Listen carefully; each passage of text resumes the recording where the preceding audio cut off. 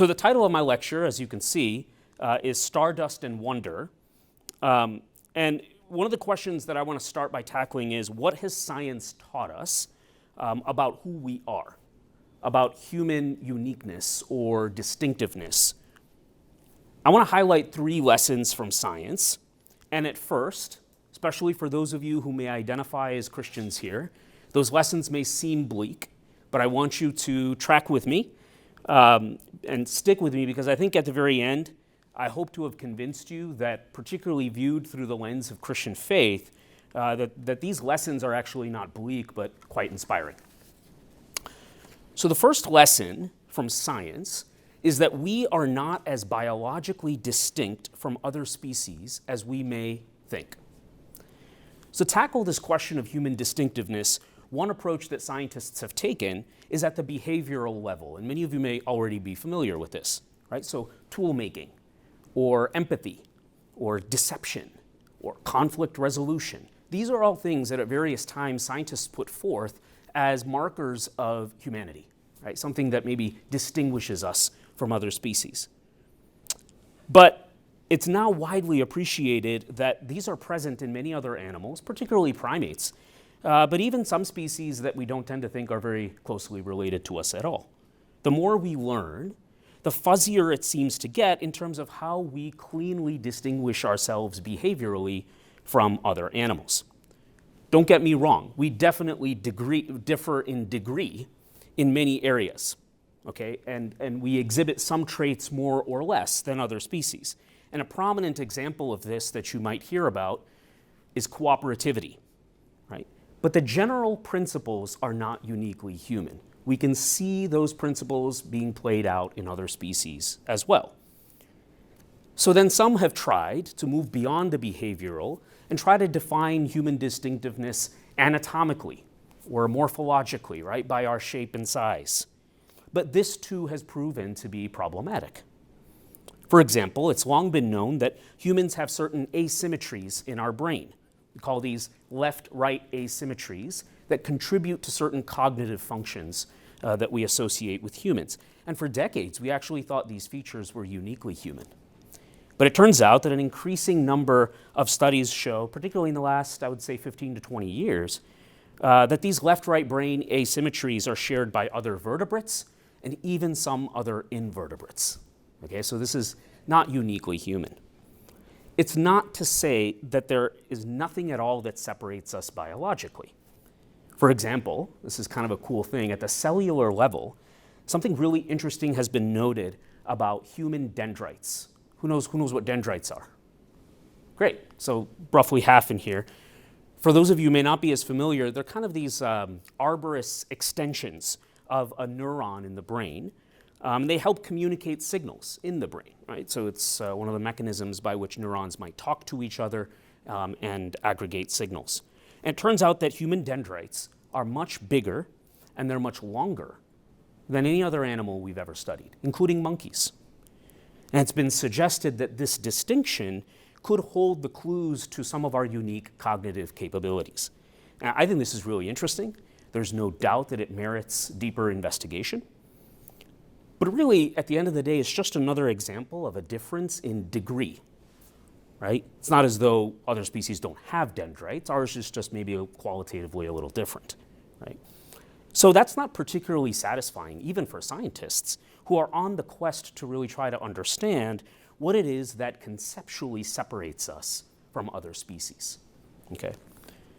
The second lesson is that we are not as physically independent from other species as we assume.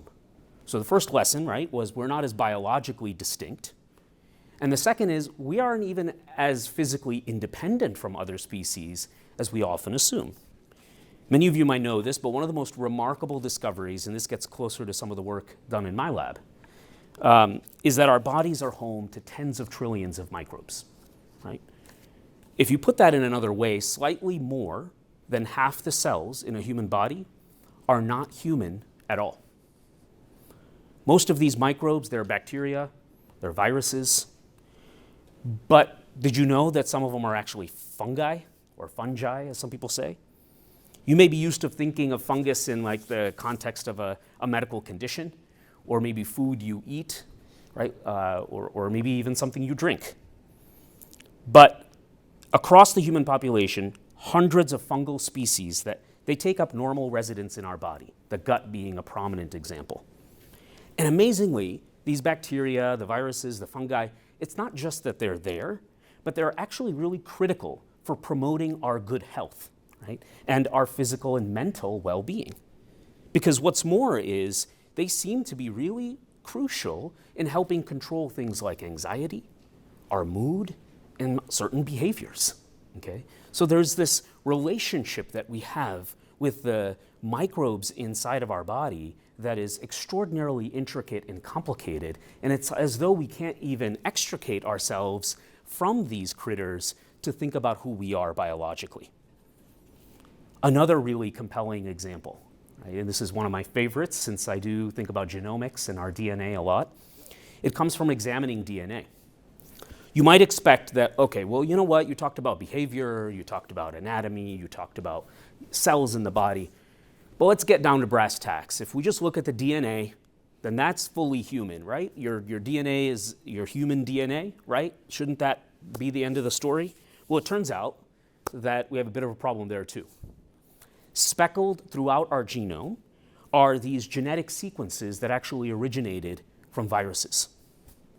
And this is because certain viruses, when they infect a host, they can actually integrate their genetic material into that of the host. This is not true of all viruses, but some can do this. Okay. So in fact, careful analysis has suggested that at least, so this is a minimum number, at least 10% of our human genome represents sequences from viruses that have integrated into our DNA over time. This is pretty phenomenal if you just stop and think about it. At the DNA level, even at the genetic level, you might say we are 1/10 virus. Right? And again, it's not just that it's there. It's that we have co-opted some of these viral origin sequences for really, really critical and important functions. For example, there is growing evidence to suggest that pieces of viral DNA in the human genome, right, have contributed to the development of the human placenta. Every time I say that, I get goosebumps because it's just fascinating. Viral DNA may have helped bring about an organ that we now know is absolutely critical for nourishing a growing baby in the human womb. Right? So it is, I don't know about you, but that's mind-blowing to me. And I've actually been interacting with these data for a long time. So, not as biologically distinct, not as physically independent, and the third lesson is we might not even be as materially special as we like to feel. What do I mean by that? Carl Sagan is one of the world's most brilliant astrophysicists. He once said that the cosmos is within us. We are made of star stuff. And he meant this quite literally because it's true. We are indeed made of the stuff of stars. 99% of our physical bodies is comprised of carbon, hydrogen, oxygen, and nitrogen. The remaining 1%, it includes things like magnesium and calcium. Where do these elements come from? The answer is, as Carl Sagan said, the stars. Early in the life of stars, they're comprised mostly of hydrogen. Nuclear fusion of hydrogen leads to the production of helium. A special process of helium fusion brings about carbon. And in very large stars, subsequent addition of helium elements gives rise to oxygen, magnesium, iron, so on. And during supernovas, which are essentially these magnificent explosions of large stars, all of these elements are released into interstellar space.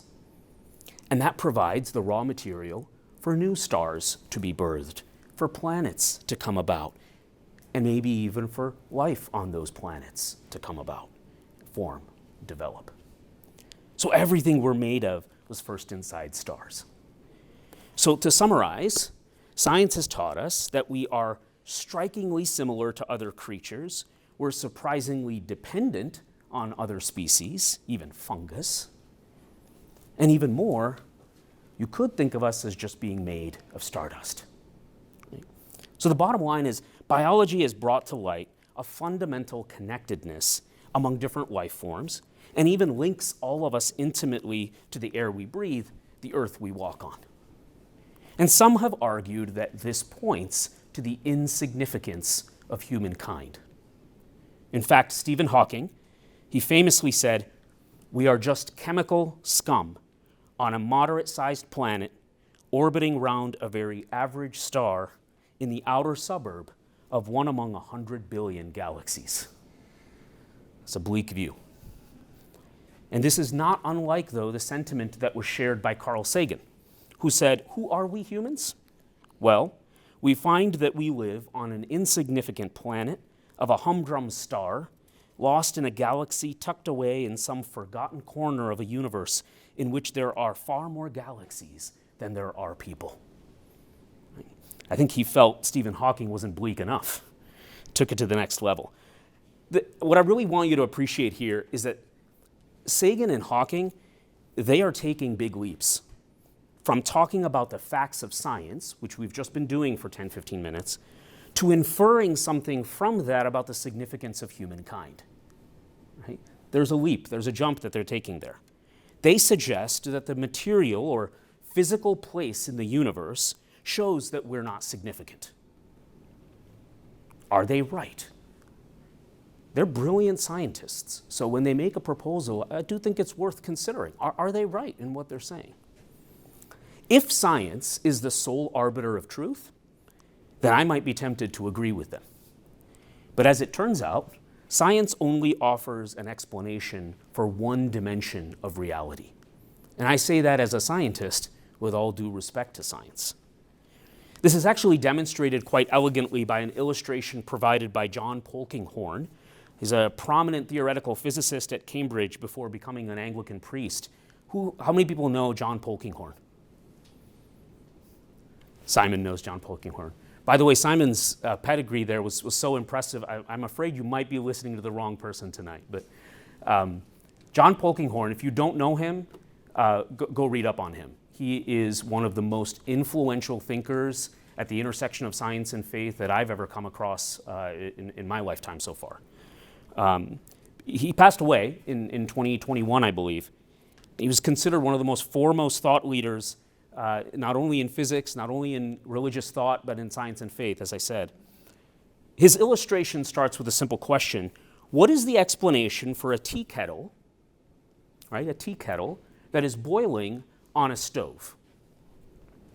One explanation is the scientific one, is that the burning gas heats the water, right? That's why you're seeing what you're seeing. But what he says is that only answers the question of how. Another explanation is that the water is boiling because someone wanted tea. Right? That's an answer to the question on a very different dimension.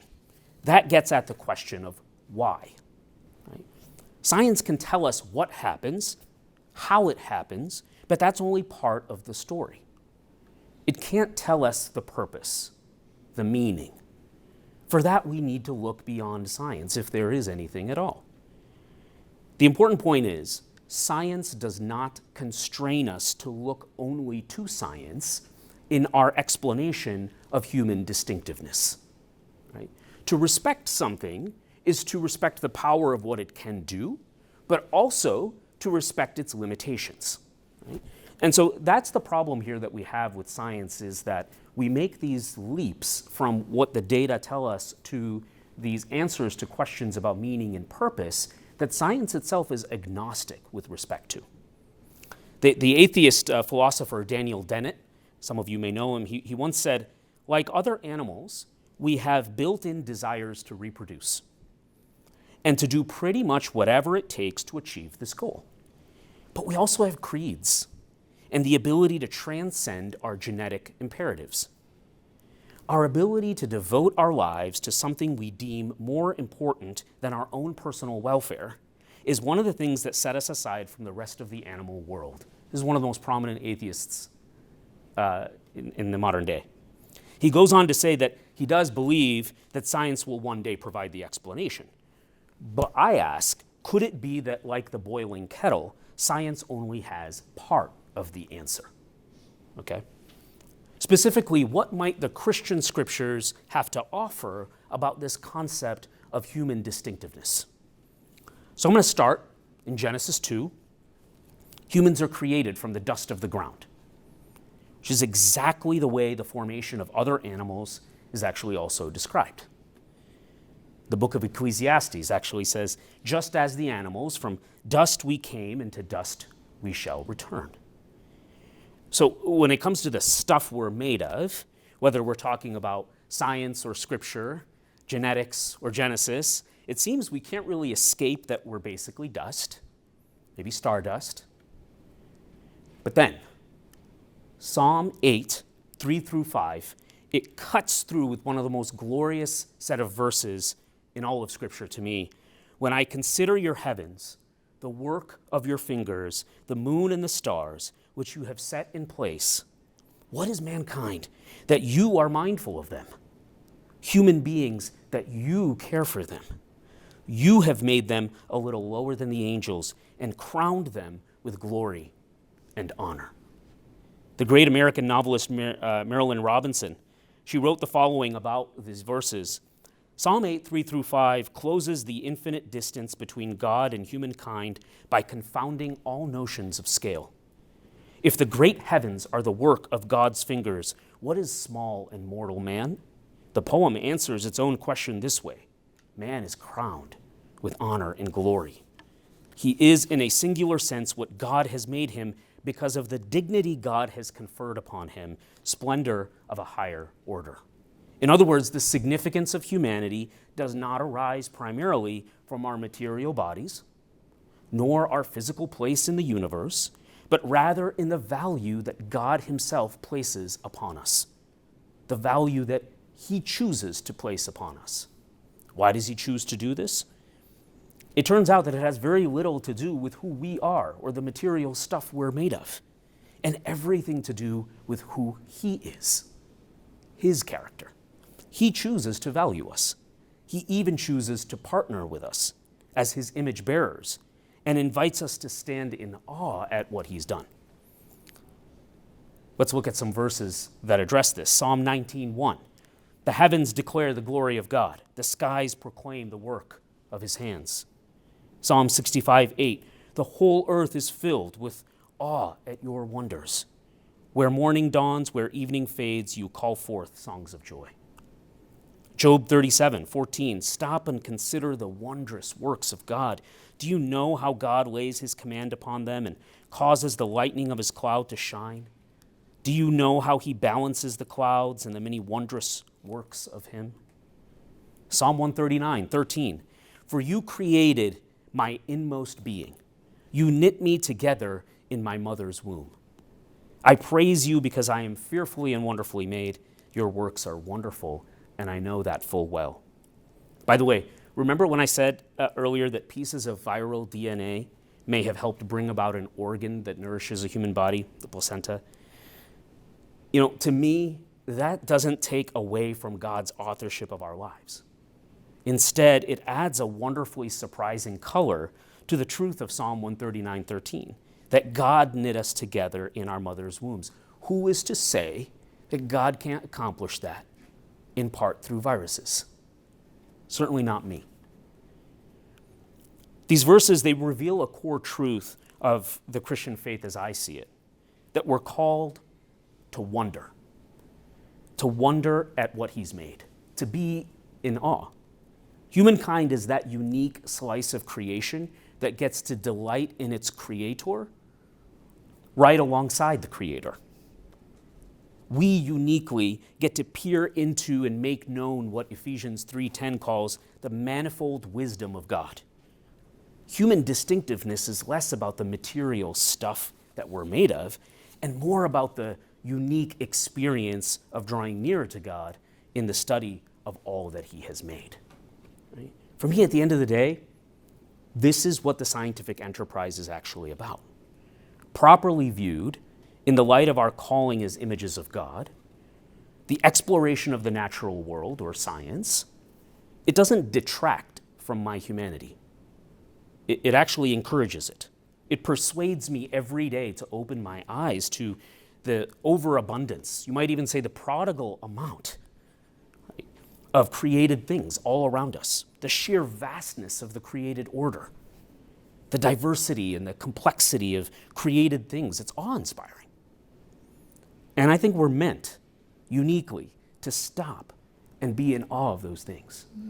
And it's harder than ever in our very fast-paced, go, go, go, adrenaline-filled culture, right? It's really hard to do that. But I actually think that's one of the unique callings of humanity, to stop and wonder. We're meant to explore, to be in awe in a way that no other animal is. As creatures made in the image of God, God extends to us an invitation to consciously enjoy creation. It's an invitation to not only to stand and stare at the wonder and mystery of the created world, but I think, for some of us anyway, to also dive in and start to explore it. And I think that's what a scientist is. I'll share an aside here. Johannes Kepler is one of my kind of scientific heroes. He was a devout Christian and a brilliant mathematician.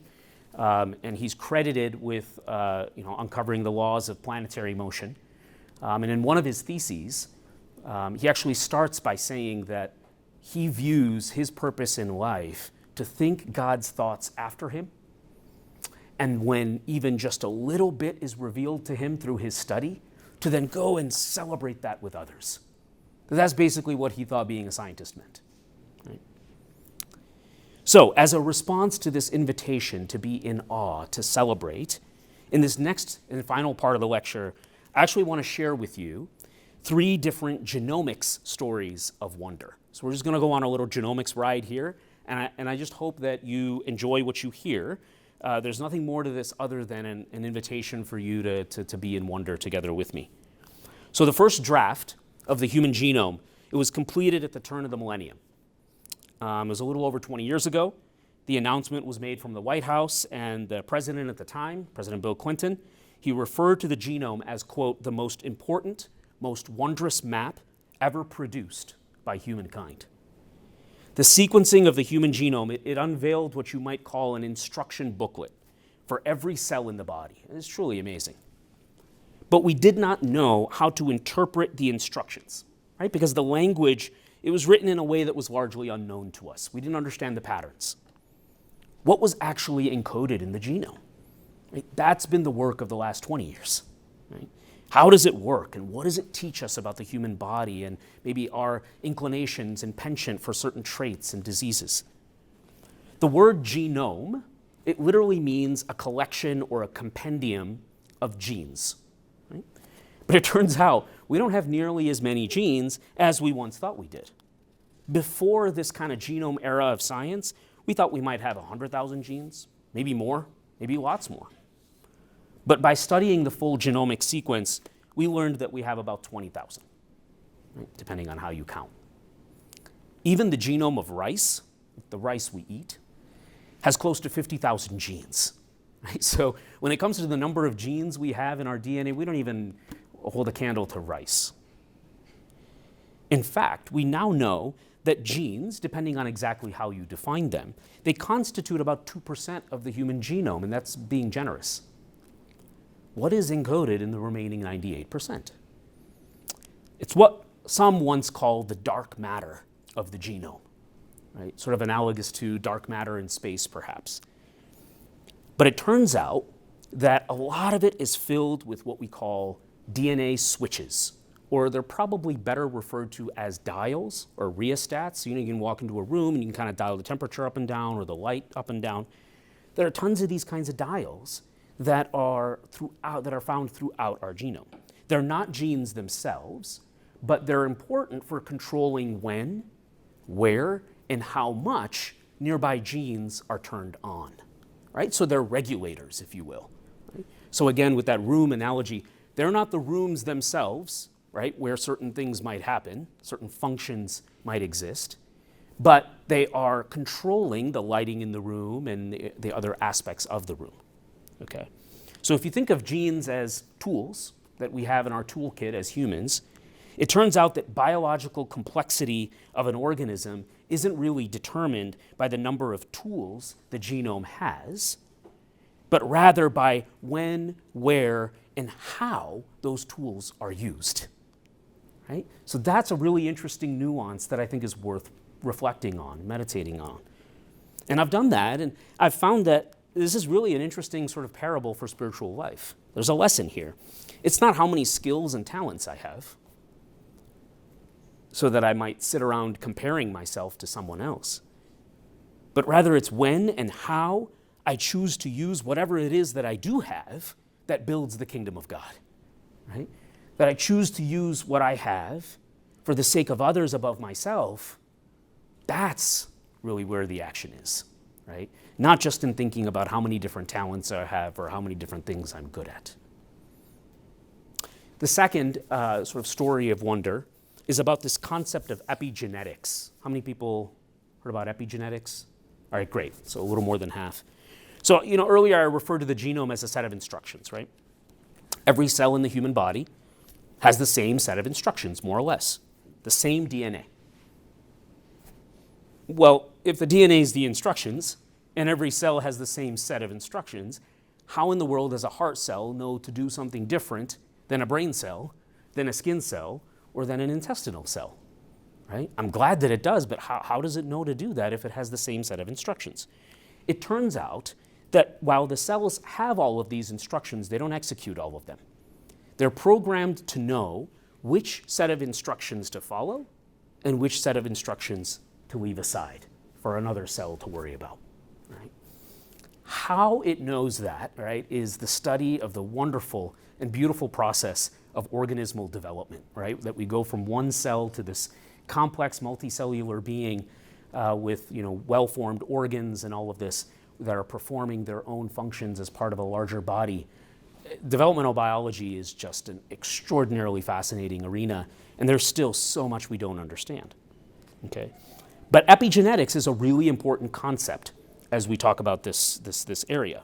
So if you stretched out DNA, you took out DNA from a single cell, and you stretched it out, it'd be about 6 feet, which is taller than me, I'm sad to say, okay? And if you took DNA from all the cells of our body and you lined it up, right, it would be hundreds of millions of miles. I've known this for a while, and it is just mind-boggling to me. That is a ton of physical stuff, material stuff and physical information packed within one body, right? Very, very tightly wound and packaged within the cells of one body. And there are certain chemical marks that can be made on the packaging material, the thing that allows the DNA to be so compact.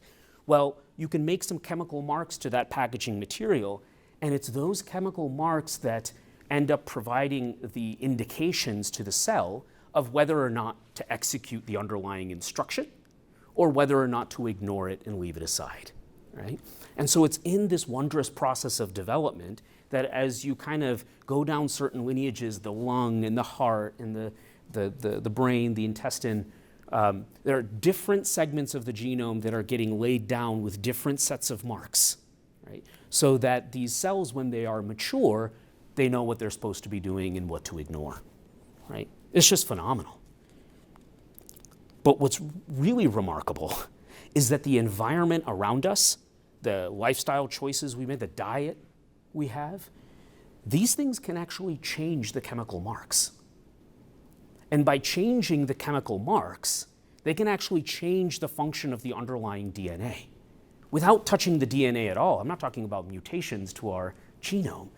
I'm talking about how chemical marks to the packaging material can now suddenly tell a cell that you should execute this instruction when normally you shouldn't. Right? So environmental influences, exposures to certain chemicals, the diet that we have and the accumulation of certain chemicals in our body, all of these things can influence the marks that are placed on the packaging material of our DNA. Right? And not only that, it's been proposed that certain kinds of marks on the packaging material can actually potentially be passed on to the next generation. I want to be really clear. that we think that this is probably the vast minority of the different kinds of chemical marks that are out there that could be passed down.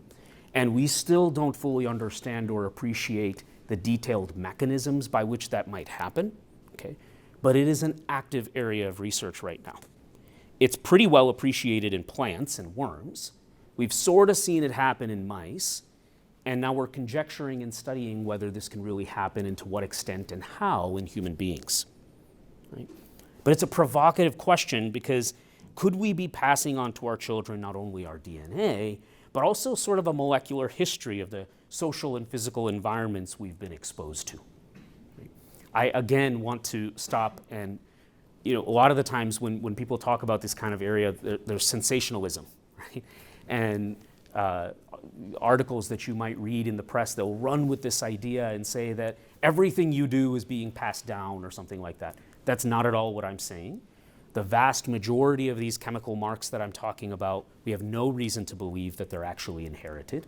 But there are certain kinds, a small subset, that are impacted by the environment that we think can be transgenerationally inherited. And so that's what we're trying to study and get into the detailed mechanisms of how. The third and final story of wonder is about this concept of randomness. And this can be unnerving for some people. It is apparent that randomness is inherent to many phenomena in genetics and biology. And it's often unsettling because it seems like if it's just stochastic and random, can there really be any purpose or meaning to life?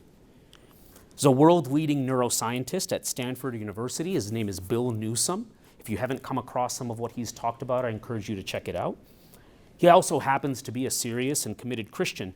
He was once asked, how can a process that depends on chance be an intentional creative act of God to create human life in his or her image? And his response I thought was really winsome. He said, easily, scientists regularly harness random events in the service of purposeful ends. Think genetic programming, quantum computing. So if we can do it, I think God is certainly up to the challenge, is what Bill said. One of the most stunning truths in biology is that apparently random processes, they lead to ordered, predictable outcomes all the time. Okay. A compelling example of this, and it's another wonder, is the formation of each of our human bodies in our mother's womb. That is the process by which each of us develops from a single cell to a whole organism. It's been said that our cells play dice en route to becoming a fully formed heart cell or liver cell or lung cell. But despite this underlying, quote, randomness, at the end of the process, a human body emerges every time. Of course, the human bodies are a little different. I've already indicated to you I wish I were a little bit taller, right? But it's a human body nonetheless. How does this happen? There was an article published in Nature quite a few years ago now that it provided a really poetic answer, and I want to read it out to you. If cells play dice, various geometric and temporal constraints on the cells can weight the dice, thus disrupting perfect randomness to convert noise into orchestrated sounds. In other words, even random processes are constrained by the parameters of the system in which they operate, and these constraints actually help shape the possibilities of the final outcome. Randomness does not imply lack of order or purpose, at least the way that scientists usually talk about it. Instead, random processes operating under specified constraints, which I believe are authored by God, they can actually weave a very beautiful tapestry like the human population, right? I'm grateful for that randomness and stochasticity because that's what leads to the diversity that we see in this room right now, which is something we ought to celebrate. So at the beginning of this lecture, I introduced the idea that we are not as biologically distinct from other species as we may think. But I think if you see that through the lens of the Christian faith, is actually a reminder that we are part of a family that we're actually called to care and tend for. I also said that we are not as physically independent from other species as we assume, But again, if you see it through the lens of the Christian faith, it's a reminder that we belong to one ecological body. It's a body with many parts, right? An analogy that Paul uses too, each with a responsibility toward another. And finally, I propose that we are not as materially special as we like to feel. But again, seen through the lens of faith, this is actually a reminder that we are called to be in awe of the universe that we inhabit.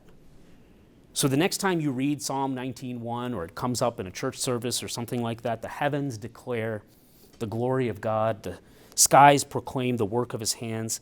My hope is that you will stand in wonder not only at God's awesome power, but also that in his wisdom, we humans, said to be made in his image, are also stardust. The author of the Bible Project, Tim Mackey, he recently said on a BioLogos podcast, humans are meant to represent a mix of both earth and heaven. I think this is another way of saying stardust and wonder. Science is really powerful for providing a better understanding of the earth and the stardust part of who we are. But for the heaven or the wonder part of who we are, I think we have to look upward to our Maker, because he's the one who confers upon us that dignity and splendor of a higher order.